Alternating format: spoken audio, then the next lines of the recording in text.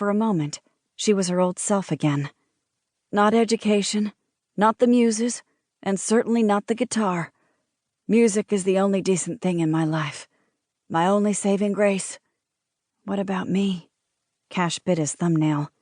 Aren't I decent? I passed it on to you, Cash. Lorena collapsed back onto the pillows that crinkled when she landed. The music, my talent, that's why you can't ever let love lead you astray.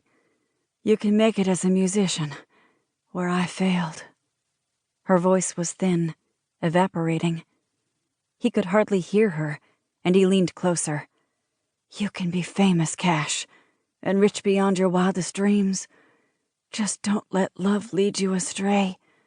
Not ever. This is wrong. Grandpa shook his head like a windmill trembling in a West Texas sandstorm.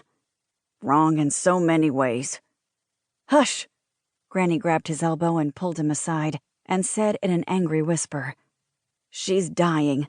Let her say what she needs to say. We can fix it later. We won't fail him the way we failed her. Pick it up. Lorena looked at Cash and waved a wispy hand at her guitar, propped in the corner. The guitar she had never let him touch. Cash hesitated, wondering if he'd misunderstood, wondering if it was a trick. Mom could be fickle like that, tell him to do something, and then get mad when he did. Go on, she prodded. Granny and Grandpa huddled near the door, looking as uncertain as he felt.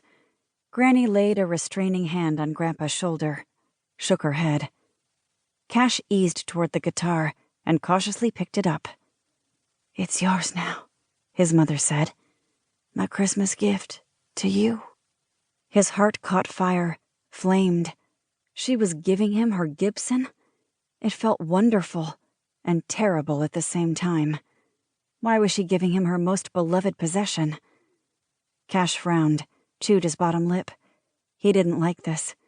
Giving away her guitar made no sense. No, a creepy feeling crawled over the back of his neck. And yet, he wanted that guitar.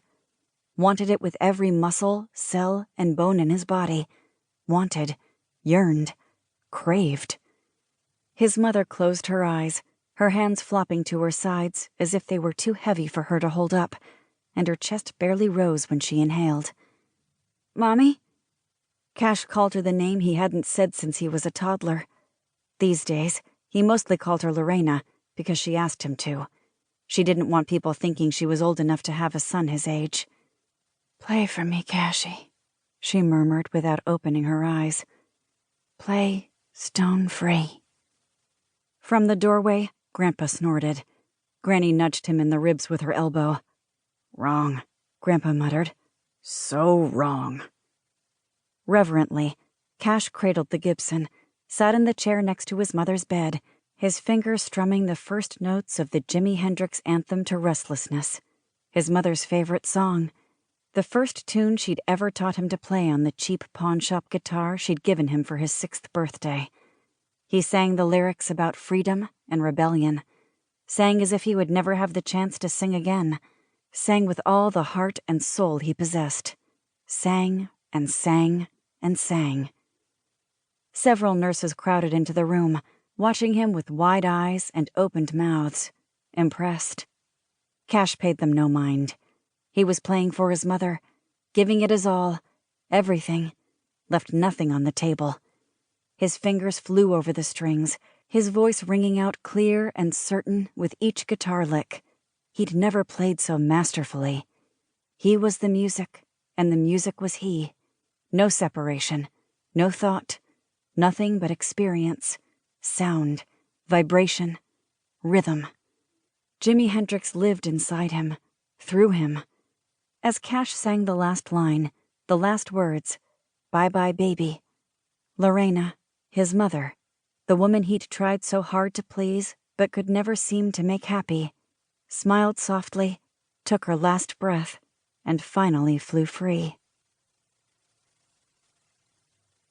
Chapter 1.